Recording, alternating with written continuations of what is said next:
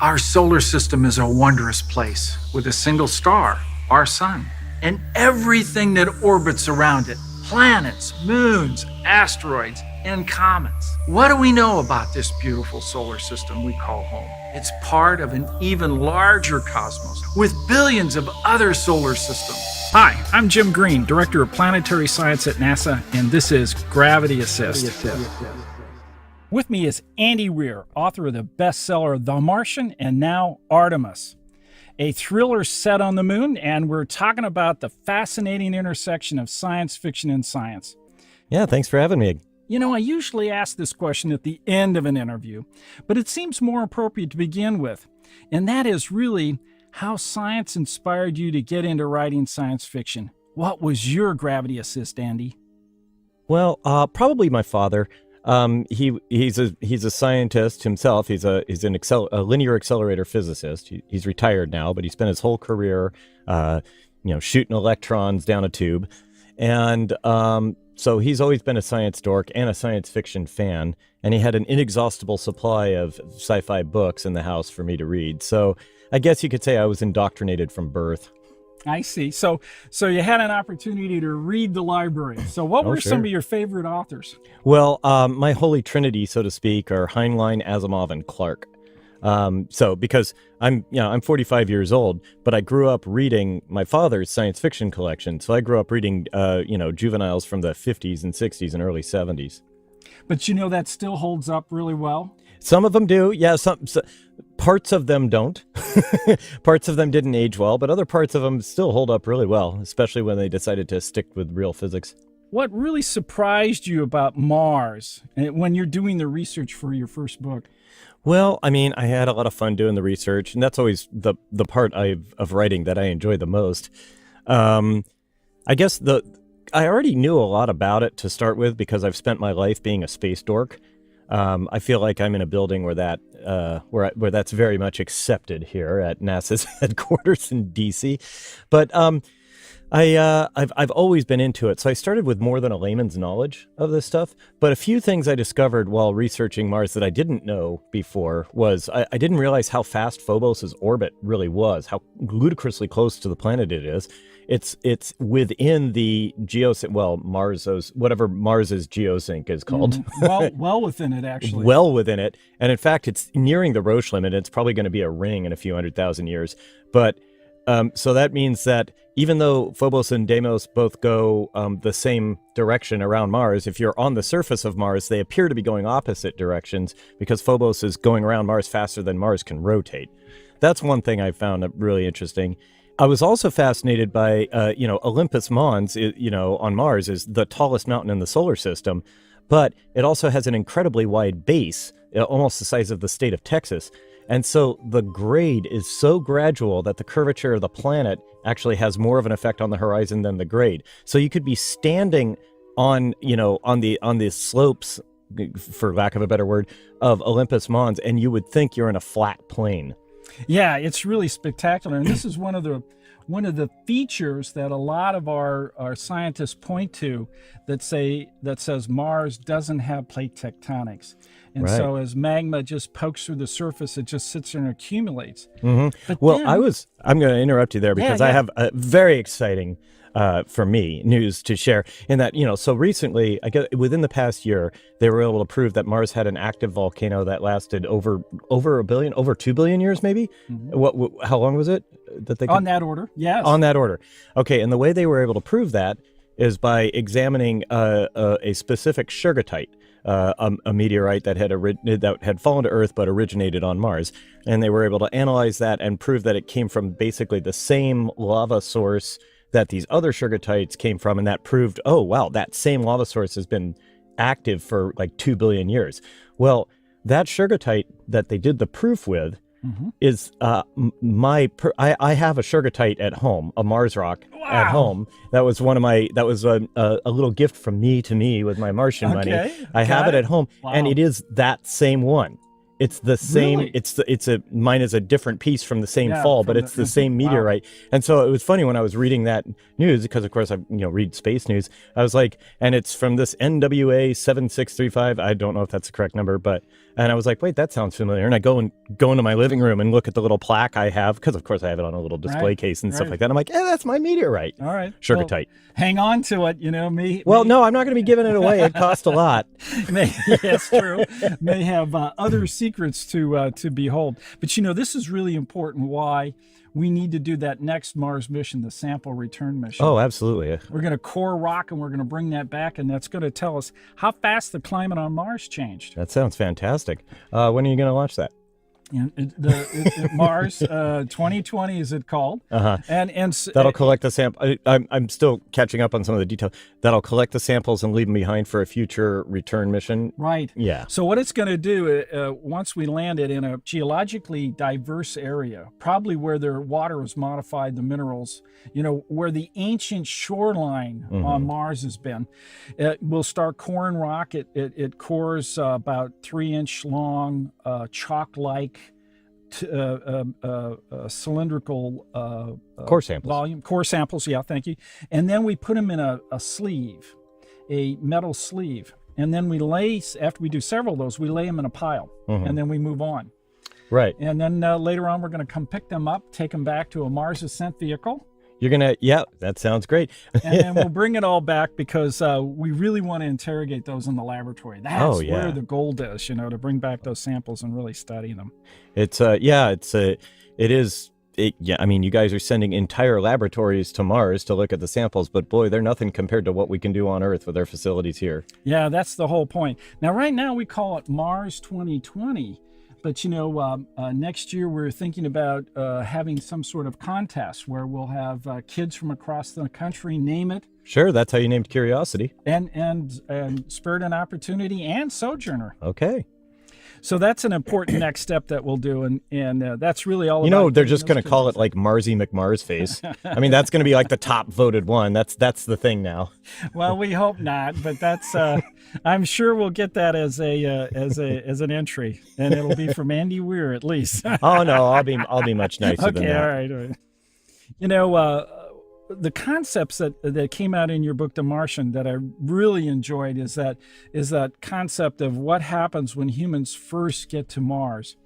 Why did you pick that era that's just around the corner to write about? Well, I wanted it to take place as close to the modern day as possible, but I needed to give us enough time in the fictional future to actually develop the technologies that would be necessary. And the main kind of tech that's in The Martian that we don't have in reality yet is the strength of the ion drive that Hermes uses. Like the technology is all proven, it works, but we don't have anything like the scale that would be necessary for it. So I gave us about 20 years to work that out. Well, the way the movie was portrayed and the art direction and things that Art Max did was really spectacular. Absolutely he really made it a beautiful movie. Oh yeah. What was it like to see The Martian in the theater for the very first time for you? Oh man, it was great. So Fox brought me into onto their lot, and we watched it in one of those little theater test theater rooms where they watch it internally, and the first cut I saw, it was missing most of its special effects. So there are a bunch of just people walking around in front of green screens or big obvious or no visors, right? Or big obvious black wires holding them up in the zero G scenes. But still, I'll tell you, like right at the beginning when it started that intro and it put like The Martian up on screen, I cried. Oh wow! Well, I mean, I can understand that. Yeah, of course. There's your baby. That's my baby. There's your baby. Well, I'm here with Andy Weir, and we're having a great time talking about science and science fiction. And tell me about your new book, Artemis. Well, Artemis takes place in a city on the moon, humanity's first off-Earth city. And the main character is a woman who's a small-time criminal, and she gets in way over her head. Way over her head, I might add. Yeah, and it's less about like national space exploration and more about the colonization of space. So the stuff that happens a little bit later on. And so I had to come up with an economic reason why the city of Artemis exists, and so on. Yeah, and I thought you did it really well, and it's very exciting to see how, as a science fiction writer, you can think about the future. I always say if we don't spend time thinking about our future, we don't have a future. Yeah. And I think science fiction plays a very important role in that. Yeah, everybody's got every reality starts with a dream, right? Every reality starts with a dream, exactly. What kind of lunar science research did you do to really help write that book? Well, quite a lot. And actually, the vast majority of that information came from the Apollo missions. Mainly, I needed to know the mineral breakdown of the ores that are available on the surface. And what I learned was just amazing. I had no idea that the moon was being so cooperative in us colonizing it. 85% of the rocks in the lunar highlands are anorthite, which is aluminum, silicon, calcium, and oxygen all put together into a very, very stable molecule. If you can break that apart, you end up with aluminum to build your moon city and oxygen to fill it. I mean, the moon is made of moon bases, just some assembly required. And that was just the most awesome part. From there, I'm like, okay, how do I smelt anorthite? And I'm like, well, it takes a ludicrous amount of energy. Okay, fine. We're going to need a ludicrous amount of energy. We're going to need some reactors. It would be cheaper to ship the entire city to the moon than it would be to ship the solar panels necessary to smelt anorthite. So it's going to have to be a reactor. And I just kind of built out from there how the city got built and how it grew and how to make maximum use of the resources on the moon. In fact, they would generate so much oxygen that the people in the city can't breathe it fast enough. They'd still be venting it out into space. And oxygen is really handy. So, for every kilogram of hydrogen you want to bring to the moon, you can make 9 kilograms of water. This is really thinking ahead in the sense that just in the last few years, there's been quite a bit of thinking about how to go out into our solar system, go to asteroids, potentially go to the moon, and be able to mine and get those resources. And I think your book goes right at that very important point. That's in our future. Well, possibly. Although, to be fair, all of their mining and resource collection is to build out the city itself. So that works out to be economically neutral for them. It's like they get the resources from the moon, they use the resources on the moon. They don't really export it to Earth. It's still cheaper, even within the setting of Artemis, to just mine whatever you want on the planet you're on. Well, indeed, typically the concept is we would want to mine material and then use it in that framework, use it in space. And so having space help sustain us as we move out, go well beyond low Earth orbit is just a critical new way of thinking. And I think your book really hits that. Thanks. Yeah, it's building out infrastructure, right? It's no different than the westward expansion. You don't go straight to California. You build railroad stations along the way. Absolutely. Some people say, well, why go back to the moon? And I think, as you point out in the book, there's all kinds of different reasons. Yeah, absolutely. Well, the whole conceit of Artemis is based on, it takes place in the 2080s timeframe, and where the price to low Earth orbit has been driven down. And it's been driven down far enough that middle-class people can afford to go to space. Once you have that, you have economics in space. You have a tourist destination. Artemis is 40 kilometers away from the Apollo 11 landing site, aka Tranquility Base. And there's a visitors center built there, so you stay in pressure and look through windows at it. And the historical site is, of course, very well protected, and they don't let anybody mess with it. Well, all those, I think, were really critical aspects of your book in terms of how the whole plot evolves and what happens to Jazz and her friends. Yeah. And what kind of advice do you have to those budding science fiction writers that would follow your footsteps? Well, I guess for not just science fiction, but any writers, the first step is you have to actually write. You can get stuck in world building and daydreaming and planning it out forever, but you're not actually writing until you're putting words into your word processor. And so you have to actually sit down and do it. And that's when you start to notice the problems. That's why it's not fun. It's fun to sit there and go like, oh, this will be my 5-book series. But when you start writing it, you're like, oh, I see all the problems now. So that's step 1. Step 2, and this is difficult, but more important, resist the urge to tell your story to your friends and family. Especially if it's good. It's even worse if it's good, because they'll be egging it. They'll be, wait, and then what happens? Oh, tell me more. You have to not do that. The reason is most writers are driven by a desire to have an audience. We're driven, not all, but most of us. I certainly am. We want other people to experience the stories that we've created. And by telling the story to people verbally, it satisfies that need and saps your will to actually write the thing. So if you make yourself a rule that says, okay, no one can find out anything about my story except by reading it, then that motivates you, at the very least to motivate you, okay, I'll finish this chapter and then I'll give it to my buddy to get his feedback and so on.